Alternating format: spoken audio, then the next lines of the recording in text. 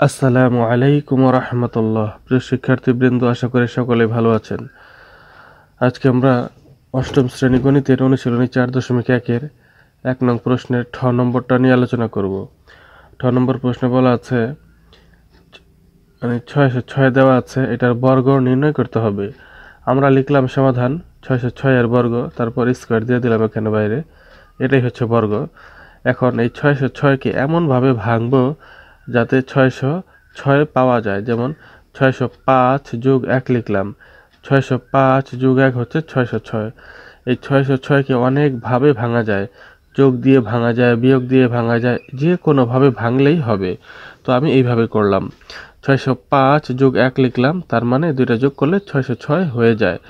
এখন এটাকে আমরা সূত্রে ফেলে এই যে এটার মতো বানাবো। এখন এটাকে আমরা সূত্রে ফেলেছি, প্লাসের বর্গের সূত্র রয়েছে, সেটা কিভাবে হয়েছে সেটা আমরা দেখে আসি। এই যে এখানে দেখলাম a plus whole square, a square plus 2ab plus b square, এটা হচ্ছে মূল সূত্র। এখন a এর জায়গাতে 605, b এর জায়গাতে 1 রয়েছে, তাহলে আমরা কি করব, 605 স্কোয়ার দেব, 605 স্কোয়ার দেব। কেন স্কোয়ার দেব, এই যে a স্কোয়ার, আর a এর জায়গাতে 605 রয়েছে, এটা স্কোয়ার দিলাম, প্লাস 2ab, মূল সূত্রে হতো 2ab, এখানে 2 প্লাস 2 থাকবে, a এর জায়গাতে 605, b এর জায়গাতে 1, a এর জায়গাতে 605, b এর জায়গাতে 1, তারপর মূল সূত্র হচ্ছে b স্কোয়ার, এখানে হবে 1 স্কোয়ার, b এর জায়গাতে 1 রয়েছে, 1 স্কোয়ার হবে। এইটা হচ্ছে আমাদের ভাঙাটা। এই যে কেমনে ভাঙলাম সেটা বুঝাই দিলাম। এবার আমরা এখানে দেখি এই ভাঙাটা আশা করি বুঝতে পেরেছেন।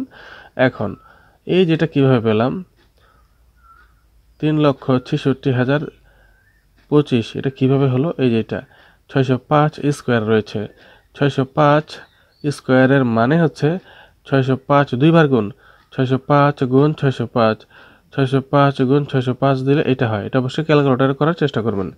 তারপরে যেখানে রয়েছে 2 গুণ 605 গুণ 1, এটাকে গুণ দিলে কি হয়, 1210 হয়।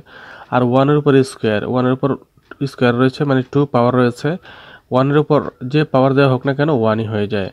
তাহলে এবার এখান থেকে এটা কিভাবে পেলাম, এটা হচ্ছে আমরা যোগ করেছি, এটা যোগ এটা যোগ এটা, তিনটা যোগ করলে হয় 3,67,236। এটা হবে আমাদের 6 নং প্রশ্নের উত্তর, মানে অ্যান্সার। বন্ধুরা, এই অনুশীলনের পরবর্তী ভিডিও সবার আগে পাওয়ার জন্য চ্যানেলটি সাবস্ক্রাইব করে বেল আইকনটিতে অন করে দিন। সবাই ভালো থাকবেন, আল্লাহ হাফেজ।